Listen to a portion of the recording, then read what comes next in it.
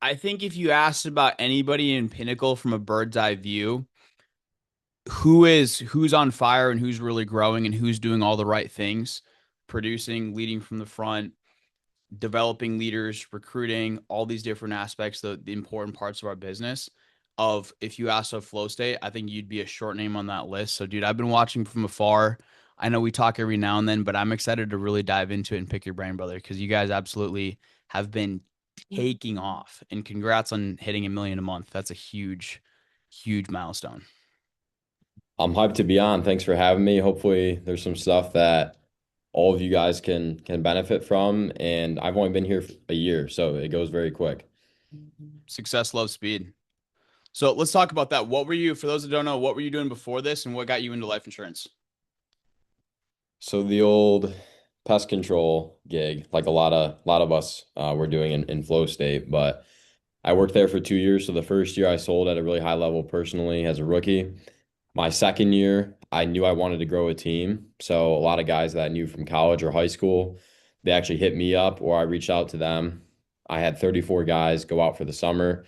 7 dogs finished. We did 2.1 mil in revenue between 8 people over the course of the 4 month stretch. And then I shopped around a lot because I realized I didn't have any equity there and the commission was so low.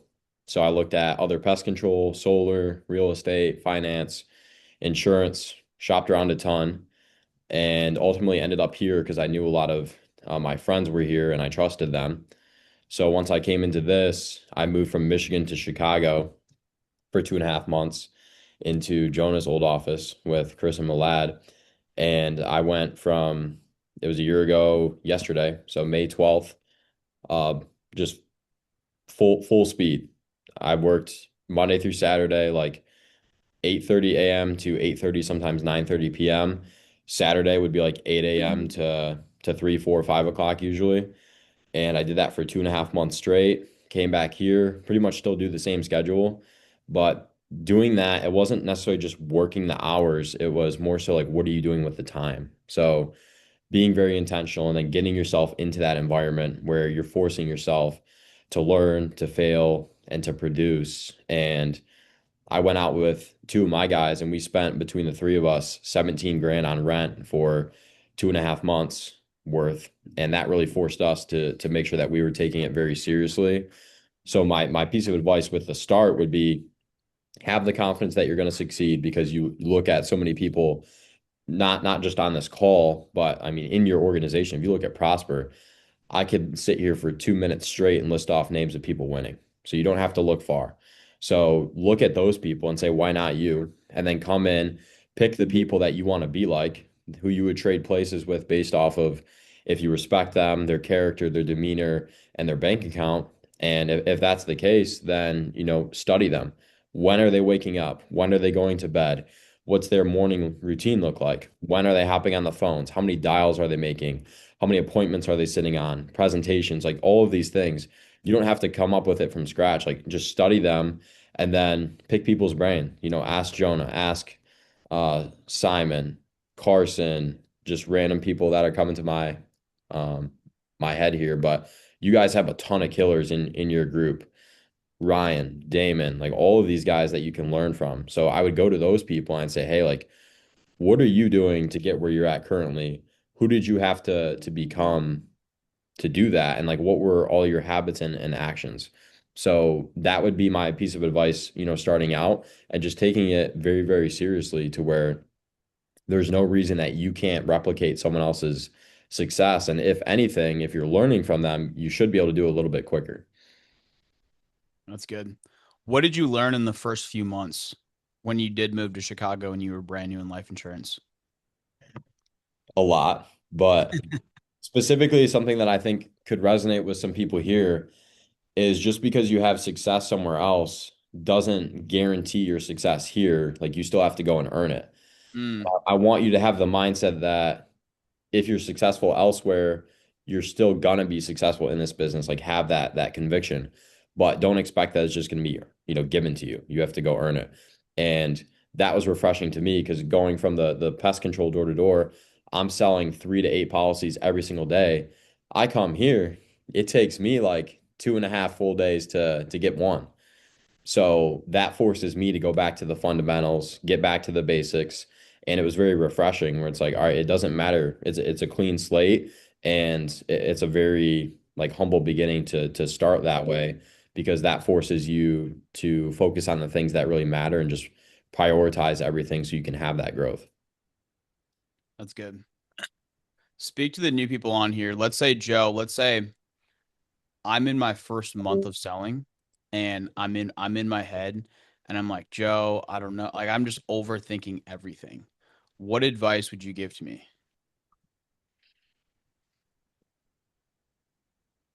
I want to say just get out of it, but to make it a little more impactful and simple, think about why you're doing this.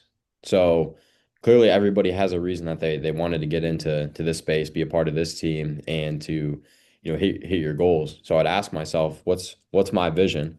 What are my goals? Why am I here? Who am I doing this for?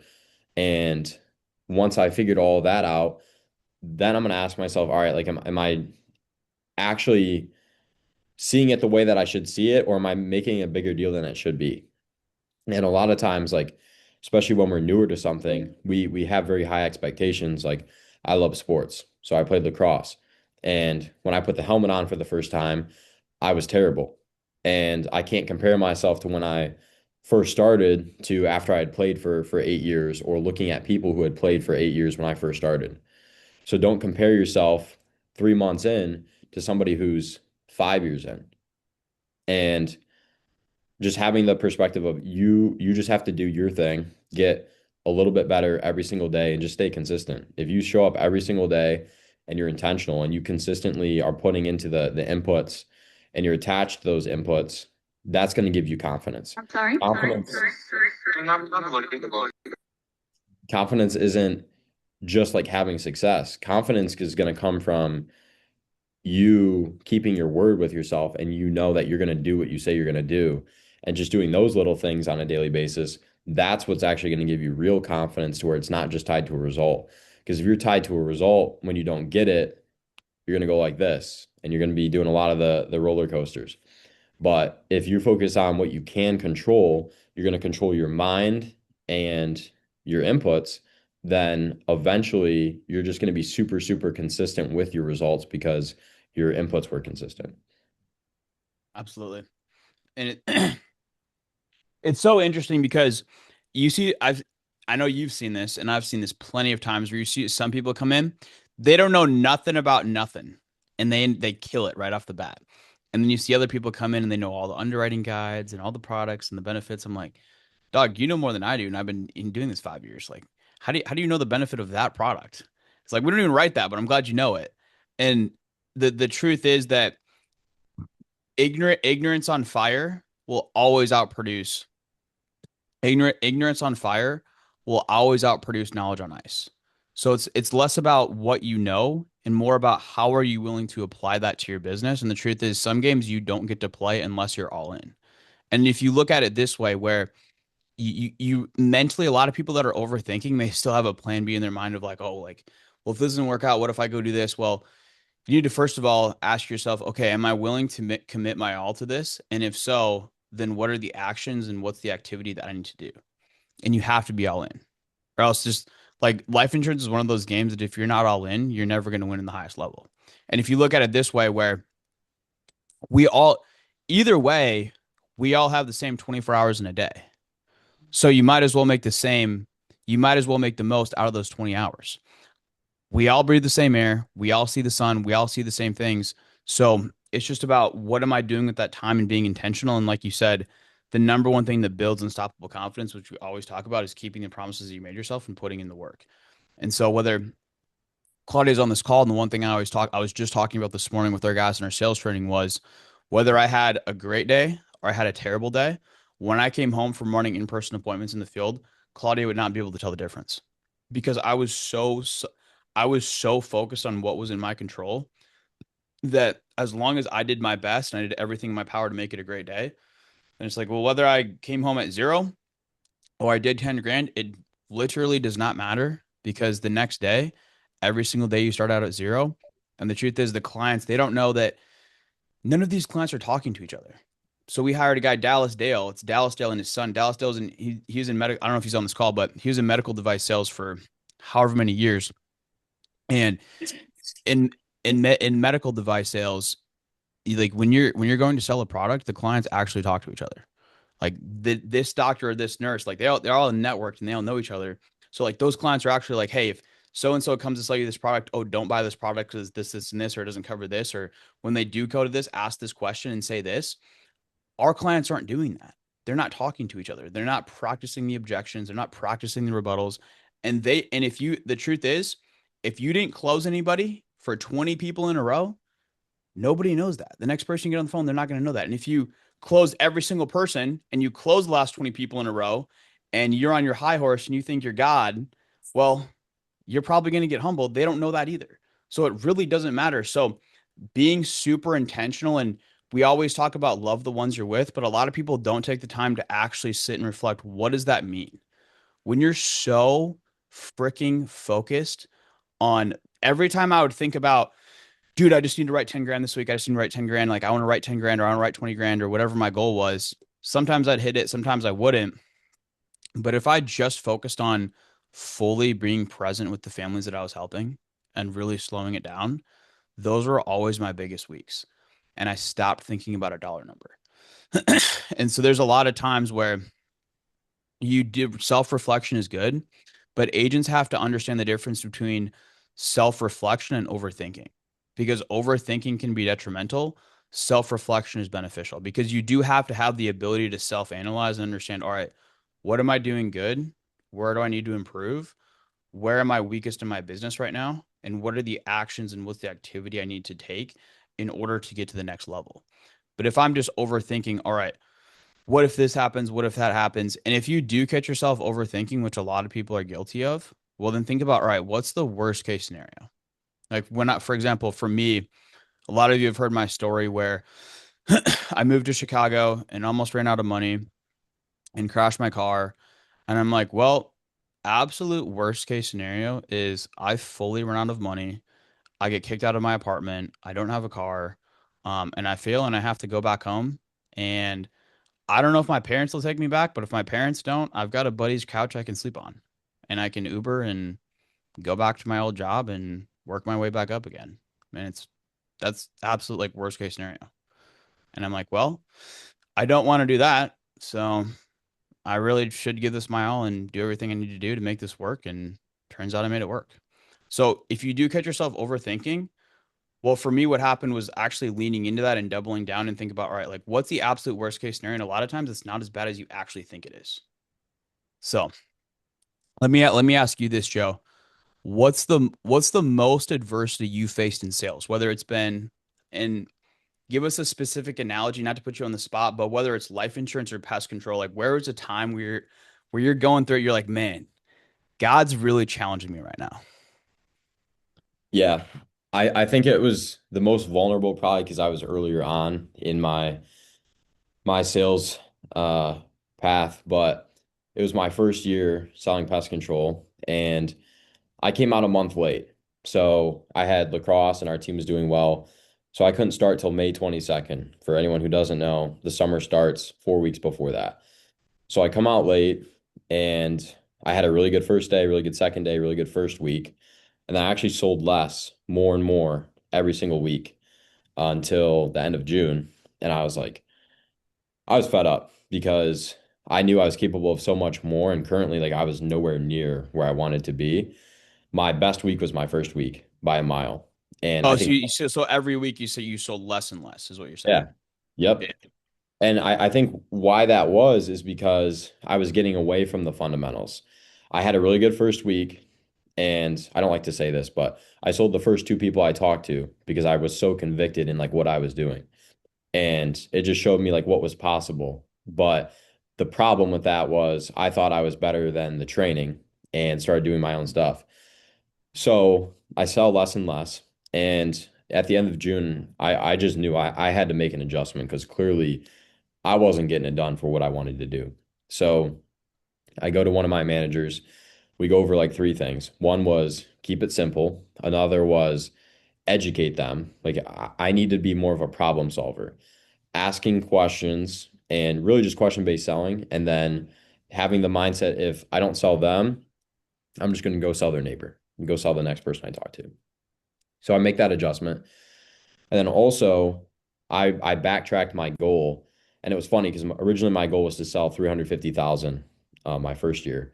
And because I was going out late, I prorated it to sell 275 to justify me not like hitting 350 because it seemed pretty uncomfortable. So I prorated it to 275.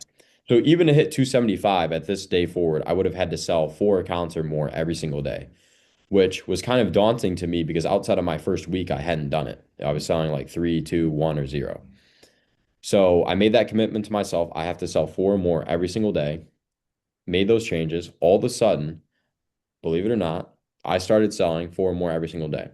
So then we talk about consistency. My routines were very consistent the entire time.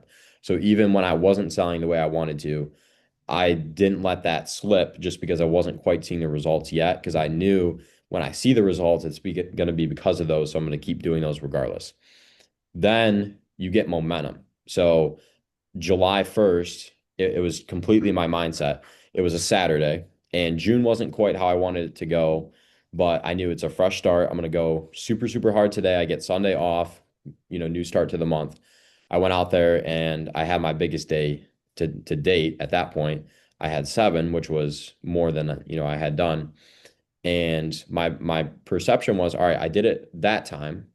I'm gonna go do it the next day. So I did it the next day and then the day after that. And then at that point, I had undeniable momentum to myself. I was just trying to keep this momentum.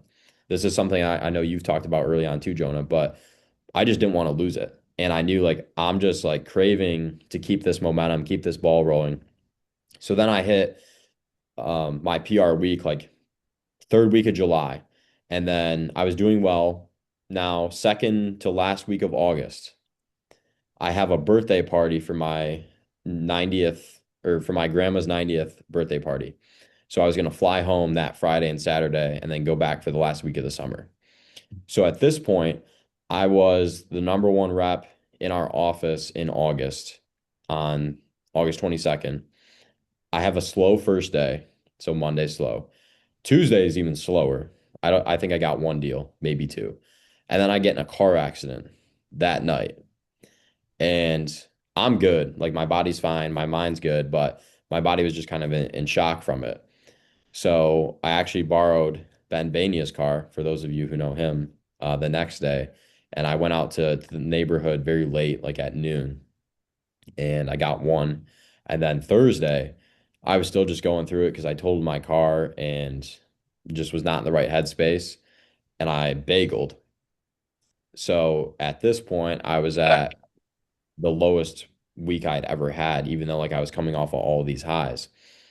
And I go home for the birthday party. I came back, and this was like a defining moment for me because I could have either stayed at home or I could have just coasted through that last week. But my goal was to be a top 10 rookie. And at this point, I was number 9. But after that really slow week, I dropped to 11. So I went super hard. I didn't want to have any regrets. And I finished that week very strong. And then when they released it, the very last day, I flipped into the top 10, so I hit my goal. But as far as like the adversity, it was starting off really good and then letting that get to my head where I sold less and less and less. And then I finally figured it out. And then the car incident, total it. But because of my mindset I had built to that point, I didn't let that derail my progress and what I had overcame. And that's something that when I was younger, because I was 19 at the time, but like when I was younger, that definitely would have screwed me up. So like just getting yourself all of these little wins and like you're almost upgrading your problems to like the things that, when you're 16 or you're in high school, they seem like a big deal. When you go to college, they're not really anything. Same thing, in sales. Like you might feel like, oh, like I got hung up in the intro and you feel down on yourself. You got hung up at banking. It's really not that big of a problem. Like go ask some of the people on this call and they're dealing with a lot bigger problems than getting hung up at banking. So it was just having like that drastic shift. And then really being able to learn from any previous mistakes of other people. And then the most important part is like taking the advice that I had asked for and received and actually implementing it right away. And that was the reason that I was able to make that turnaround, is because I took the knowledge and then applied it. Man, thanks for sharing that. As you're talking about that, I'm thinking in my head of three different people we've brought into the business where the exact same thing has happened, where they have a really good first week and then they're on cloud nine and then it's just so it's almost it's that weird dichotomy because you whenever somebody brand new comes in and they come out the gate crushing it, you're always stoked for them and you want them to do well right off the bat. But at the same time, I'm kind of like I have that conversation with them now where it's like, hey, bro, carry that momentum forward and don't get way up here. Just stay right here because I've seen that happen so many times, and it's almost I would almost rather as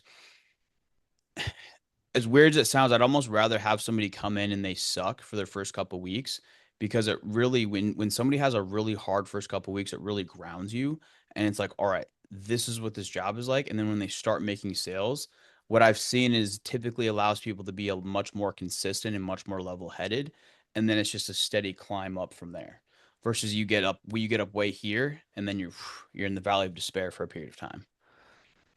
It's interesting. It's interesting. And another thing I wanted to share too, where as you were talking, I wrote this down the other day where it's Unteachable Lessons from Chris Williams on the shout out to Modern Wisdom, where he wrote this down and it's so funny. When he said this, I had to write it down because it's so funny because I can relate this to a lot of agents on this call where he said, no matter how audacious, how difficult or costly it's going to be to find out for ourselves, we prefer to disregard the mountains of warnings from our elders, songs, literature, historical catastrophes, public scandals, and instead think some version of, yeah, that might be true for them, but not for me, and decide to learn the hard lessons the hard way over and over again. And I was like, damn, that sounds a lot like a lot of agents that come into this, where it's just, yeah, you got to realize it's like, hey, if there was a better way to do it, somebody probably would have figured out how to do it. And when you're first starting, all I need to do is put my head down and go. That's it. So I want to transition into I want to talk more about leadership because that's what you're spending a lot of your time doing now is developing and pouring into other people. So what are some lessons that you've learned as a leader? We might need a longer call for that, but Oh yeah, I know. There's so many different ways you could go with that question. yeah, I think starting on a smaller scale, you want to be able to lead other people, you have to lead yourself. So that would be my first step. If I'm on this call and I want to get into, like Jonah, Claudia, or, JP, any of these other guys that are super, super successful and they have a massive agency, Caden Sloan, I know that they know how to lead themselves. They can keep each other accountable and they have this identity and this sense of direction where they're just very reliable. And the number one thing I'm sure everybody on here would agree with is when you look to a leader, you just want them to be reliable. You don't want Yes. them to be perfect, but are they going to show up? Do you know that they're going to show up at the office? They're going to be early. They're going to stay late. They're going to go to the gym when they need you. Like they're going to, be able to get a hold of them. So like all of these really small things, but reliability. So for yourself, are you reliable for yourself? Like, can you count on yourself? And once that's the answer, then yes, like you're gonna show other people how to do that. But in order to do so, it's just like personally producing. It's very hard for you to show someone how to do it if you can't do it yourself. You can pull other people and show them, but no better example than you. And that would be my next point. So once you are able to lead yourself, you have to get the most out of other people and putting them in positions to win and to succeed. The first thing that you have to do is lead by example. So whatever the standards are that you want to be, just be them. And if you allow things, then that's your way of tolerating them as well. So if there's something that needs to be critiqued or adjusted, you have to communicate that because they don't probably know any better yet.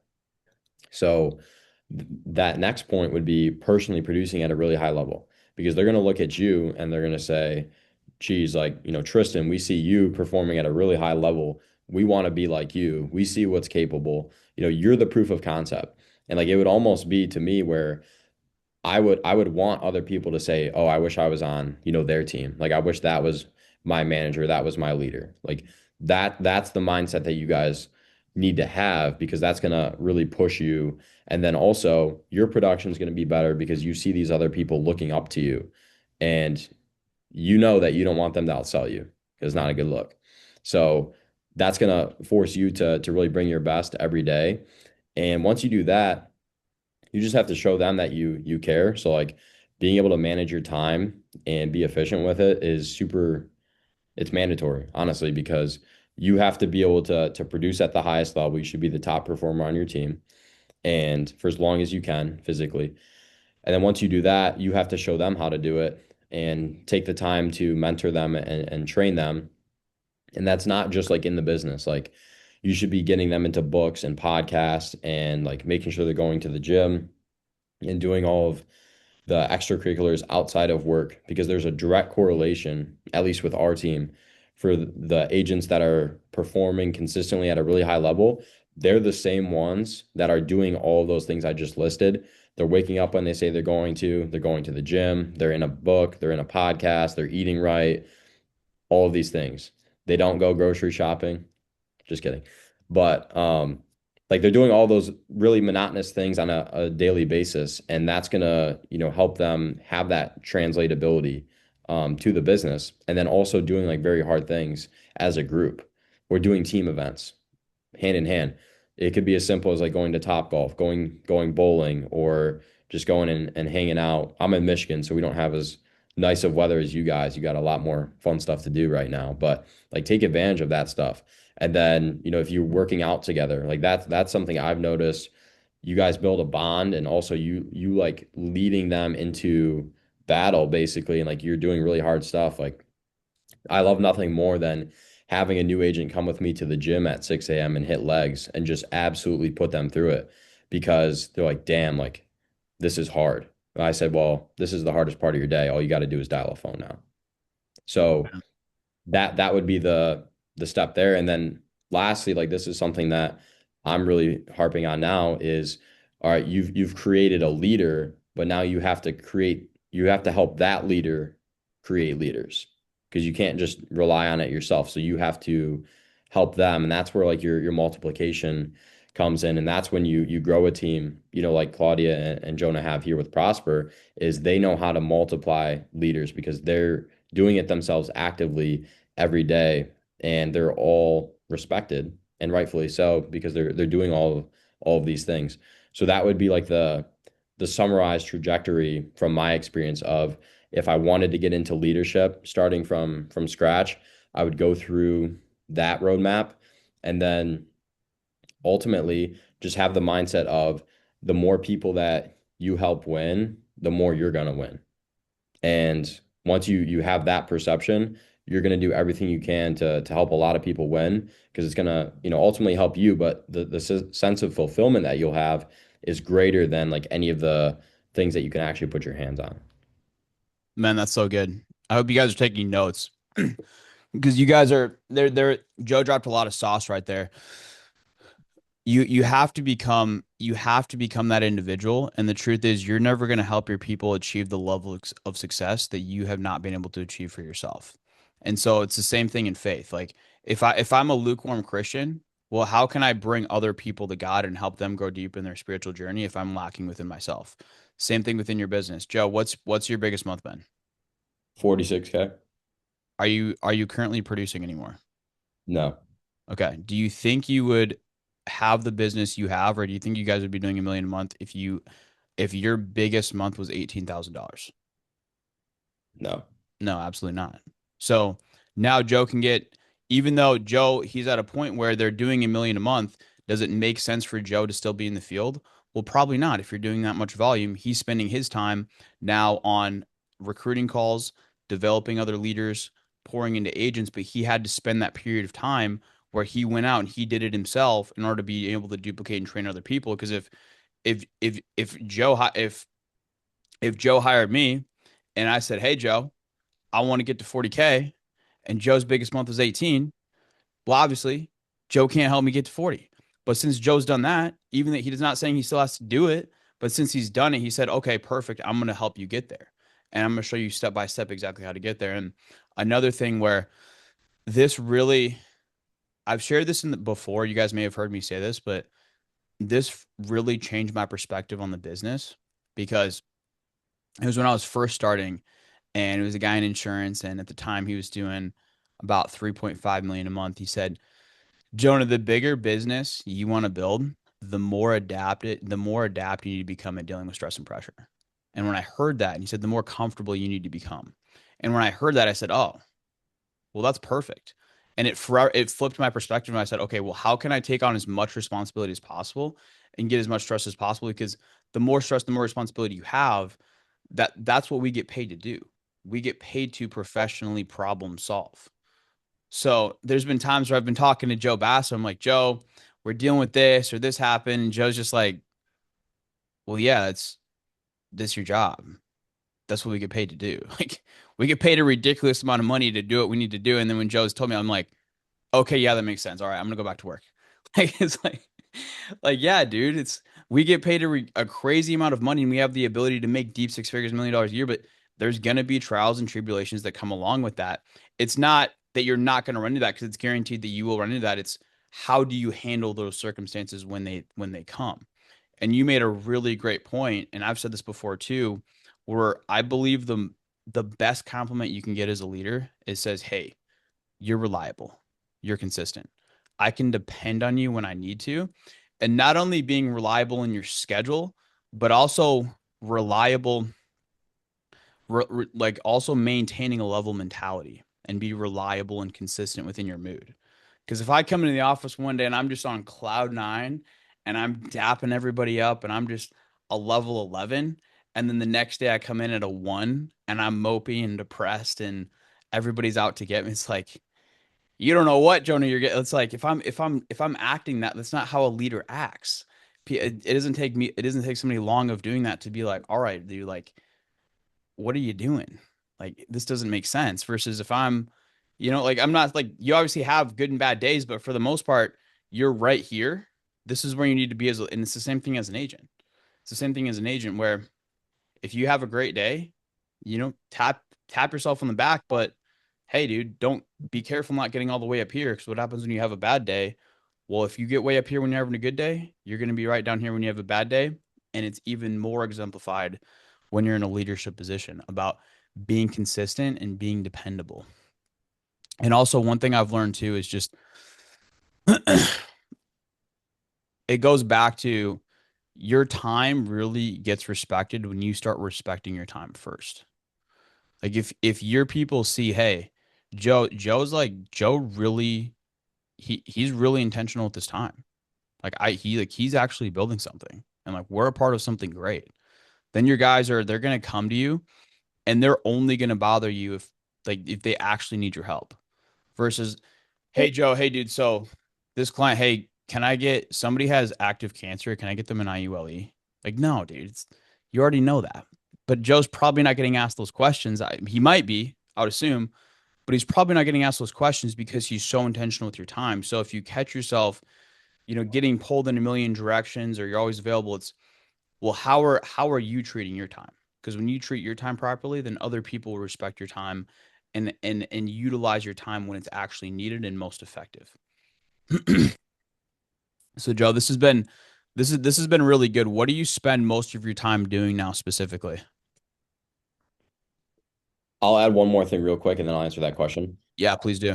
Leverage is really important as well. And what I mean by leverage is you can leverage so many different things, but I think leveraging other people is very valuable in this business, especially if it's something that maybe, you haven't quite done. Like if somebody comes to me and they say, I want to make, 7 figures this year, I can't quite say yet that I've done that. So that's where I'm going to say, hey, like I'm going to get you in contact with Joe, Paul, Chris or Milad, Jonah, like any of these people that have done it. And like on a smaller scale, it could just be another like person that really can relate to. So it doesn't have to be like on a super high scale. So if I find someone that comes into the business and I was like, you know what, like this person really reminds me of Caden Sloan or Ben Bania or Chris Mumby, I'm gonna get them in contact and like automatically start feeding into their belief and their identity. Like this is what you're shooting toward. So like leveraging other people, it's gonna take a little bit of time off of your plate as well. And then any of your emerging leaders, it's gonna help them grow. You know, when you're sending them newer agents and say, hey, like I'd love for you to do a training with this person because I think you guys would really see eye to eye and you have similar interests. It's a win-win. It helps you. It gives the emerging leader some experience, and then it also builds chemistry with the new agent and the emerging leader. So that would be something I would implement as well as just leveraging other people to the greater good of everybody. And then as far as like my focus right now, leadership development. I don't know how much you guys know, like on the call, but our team has got some killers, and there's a lot of agents that are stepping into the roles of having 250, 300, 500 plus K teams very soon. So really helping them be equipped to pretty much replicate like what we've been able to do as a whole, and then making sure that they're able to take care of their team. So like the leadership side of things, and then also just bringing in the right people. And like our standards are very high. So like not everybody's gonna want to be a part of our team, but we've said it from day one. We're the greatest team to ever do it. And I say that on every recruiting call because I want them to know we're taking this very seriously. And at no point should I want it more for you than you want it for you. So the second part would probably be recruiting and bringing in the right people that are aligned because you want to protect what you've built. You don't want to bring in some bums that are gonna, be cancerous and just diminish what you've taken a long time to build. And then the third would be, inspired by yourself, Jonah and Claudia, but the content. And I think that's like the biggest missing piece for a lot of people now is their personal brand. Within the last couple of weeks, I can't tell you how many people I've gotten on the phone with. They said, yeah, like I checked out your Instagram or I checked out your YouTube channel that we had just started, or I checked out your LinkedIn, like the cross checking. And I was like, how did you even like find that out? Like one dude, he DM'd me on LinkedIn. He's like, you had a generational run. You met Summer Rae and Tim Tebow in the span of 2 months. And I was like, how do you know that? And then sure enough, on Instagram, he followed me. So I was like, okay. So like just as much as you're looking into them, they're looking into you and your social media. Unfortunately, that's your resume. So you either have to put it out there in a way that, you want to be perceived and like is accurate more so. So that way, like they can really understand who you are. And you want them to feel like when they go through your page, they know you already. That's going to build a connection. They're going to want to work with you. I had someone yesterday, he's from New York. He's been looking to get into insurance and he was looking at other companies and he's like, yeah, like I see the videos that you guys have been putting out there, not just you, but it seems like you have a ton of people winning. And I love the emphasis on your faith, your mindset, your physical development, like all of these things. And that's what I want to be a part of. I also checked out like on YouTube, you guys are talking about persistency and making sure we're putting them in the best position. So you really never know like who's, checking you out and where. So developing the right image, the personal brand, and the content. Like as you can see, we've got a podcast getting going in here. So we've done 2 episodes so far. We're gonna do one a week and just blast out the clips so that way these emerging guys like they can get the flowers that they deserve. So leadership development, recruiting, and then the branding content. Yeah. Yeah, that's good. I know if I could add another thing to that is as you're talking, I'm thinking about the truth is your team is a direct reflection of you. And we had a leader, this was a while ago, this was about a year ago, where his team's production really dipped down. And he's like, man, like I can't get my guys to produce. Like I can't get my guys to produce. They're producing less and we keep producing less and less on every month. And I said, well, what does your production look like? He's like, well, I'm not really producing right now because we got a lot of new guys coming on board and I'm pouring well into them to get them going. And I said, listen, if you simply start producing 30, 40K a month again, I promise all of your people will replicate and do the same. And sure enough, he started producing more, and then everybody on the team started producing more as well. And you're never going to out recruit your level of personal development. So a lot of times where your team is struggling, a lot of times it's a self-reflection of yourself. And I've dealt with this personally too.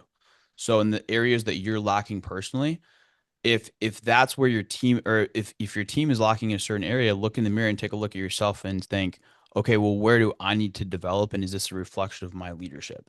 And if so, then have that conversation and figure out, all right, well, what do I need to change within myself? And a lot of times things follow. It's kind of like having kids. Like you always hear parents talk about, yeah, your kids don't do what you say, they do what you do. It's the same thing with running an agency that we found. It's like your agents don't do what you do, or they don't do what you say, they do what you do. And so being that person and always leading from the front and leading by a good example, man, that's fundamental. Let me ask you, Joe, because I want to dive a little bit more into the tactics. What is what do your one-on-one calls look like specifically? What are you going over and how do you structure those? Yeah, for like a newer agent or more of like a leader. Let's do both. So if it's a newer agent, depends where they're at with the process, but they better be tracking their numbers. So if they're not, then it's going to be a very hard conversation to have. But they come in with their numbers. I'm gonna ask them, all right, what's one thing you think you're doing really well? What's something that you think like as of right now you need to work on? I want to see them self-analyze. Once we go through that, then we'll go through the numbers, see what the data says. All right, what have you been producing? How many presentations? Tear apart the numbers. And then I'm going to give them, once they self-analyze that, I'm going to see what they think the solution is. Then, if that's not quite what I think it should be, I'm going to say, hey, can I give you a suggestion? Give them the solution. And then I'm going to have them write down, or I'll do it for them, depending on what it is. What are we going to commit to for this next week or this X time frame? I'm going to give them a deadline. Maybe I'm going to say, all right, I want you to go into the school and I want you to watch this training and I want you to give me the three favorite takeaways. I'll do that for somebody that's coming into the business as well, like to qualify a recruit. After the recruiting call, I'll send that over to them, say, give me three favorite takeaways by the end of the day, Tuesday. If they don't, that's strike one. I'm going to do a couple other things. If they get three strikes, I play baseball, we're out, right? So, new agent, show up prepared, one and one, and then self-diagnose, ask for their solution, you give a solution, and then what are you going to commit to? Keep it simple. This is the one thing we're going to focus on next week. I really don't want to, have to keep going into this X thing, next week. Let's master this and we'll go on to the next one. For a leader, it's making sure that not only they're doing well, but everyone on their Hey, Joe, team. can I stop you there? Yeah. Because that's really good. And I want to make sure you guys got that. And you a few things, if you guys, so you guys didn't miss it, you're not going through and saying this and this, you need to do this, and you're not spending 30 minutes pouring into the person, because a lot of that they're not even going to remember or take away. You're saying, hey, here's one specific action item that we need. Where are you struggling the most in your sales process right now? Okay, great. Now that we've identified that, work on fixing that this week. Once we fix that, then we work on attacking the next bottleneck. You're not giving them 20 different things to change. And then secondly, which is what it sounds like, I'm assuming that you implied, is you're leveraging, you talk earlier about leveraging other people. You're also leveraging trainings. So you're not the, and that's super important as a leader, because guys, if you're not like, the number one thing agents come to me and say, Jonah, like, dude, I got a brand new agent and I wasn't able to produce this week because I was spending time training my new agent. He's like, how do you do what you do? I said, dude, you have to set the right expectations. So they already go through the entire school academy, the new agent Zoom Academy. They've got all the training videos. So the best sales training, you've heard the saying, it's caught more than it's taught. So the best sales training is them sitting in a chair beside you and, hey, listen to me dial, listen to me close this deal. Then if they have questions, you answer the questions. But if you're nobody ever sat down beside me and said, now, Jonah, this is what you do here. This is how you handle this. Jonah, if they say this, do this. Is you they you develop as you go. So my question to you, Joe, before we move on to the leadership side of things, is how do you pour into an agent and give them all the tools they need to be successful and make sure they have the right level of support without taking away from your own business or being inefficient with your time? Can I share my screen real quick? Yeah, please do. So Claudia, does he have screen sharing ability? this is what we made. Can you guys see this? Yes. That. So when they first passed their exam, I know Pinnacle has one, but I wanted to have our own. So like this is just step by step, like some basics, and then this has the script in it, like referrals, whole life term, all that, and then we made a sales manual.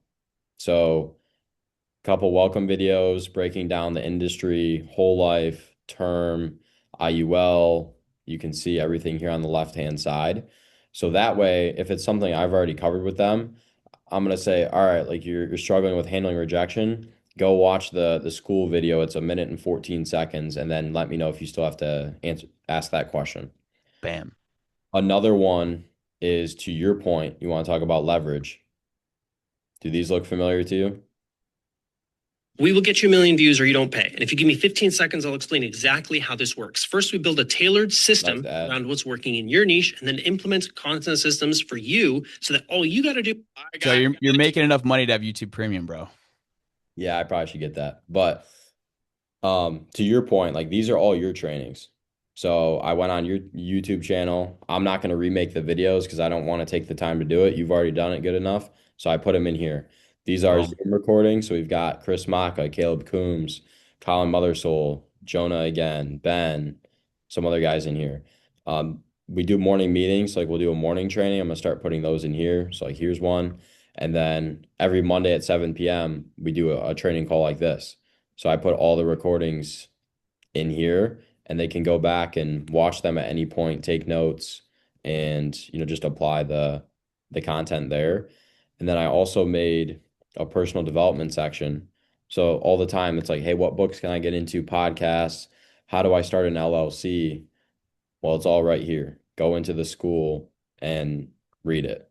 And now like I'll have people coming up to me like, "Hey, I just listened to this podcast and like this was phenomenal." Or they'll send me a podcast. I'll be like, "All right, like you're really taking this seriously," which is awesome to see. And then Ben put some of his sales in here so they can go and listen to those.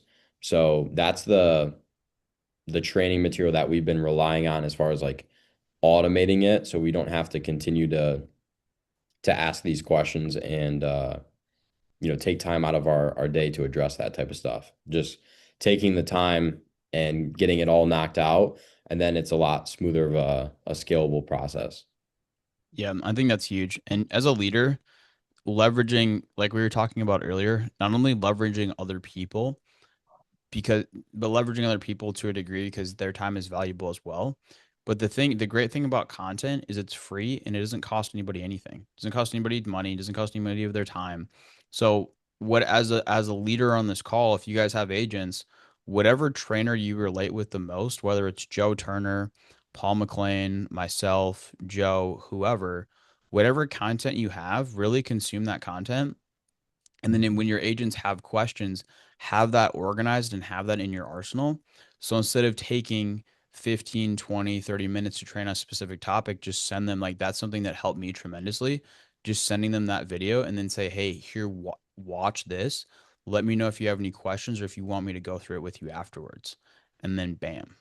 And then as a new age, like, and from the new agent's perspective too, it's super helpful because instead of having to like sit there and try to absorb all the information, well, if you're watching a video, you can pause it, rewind it, stop it, take notes, watch it again. For me as an agent, for me as a brand new agent, I would watch trainings at least 2 to 3 times because I noticed a lot of times the first go around I wouldn't absorb all the information. So I knew that if I could listen to it 3 times, I'd be like, boom, all right, I got it. Now I can apply that word for word verbatim to my sales process. So that's good. Joe, we're running out of time here. Give us your what are your guys' goals for this next year? I like I know that. I Like know you guys got some big goals. by the end of December, Yes. I actually just updated my whiteboard. So personal goals, I want to have 300 people brought into the business personally by the end of the year. I want 200 people making over 10K a month. And as a unit, we want our team to be doing 5 mil a month. Originally, it was three, but we went around like with our leadership group, and all of their goals were a lot higher than 3 combined. So in order for theirs to fit within ours has to be 5. So that would be the personal and then the team. Let's go. I love it, man. I love it. Well, thanks for taking the time today to pour into the troops. Guys, let's make it a week. God bless. Reach out if you need anything. Thanks for having me. See you guys.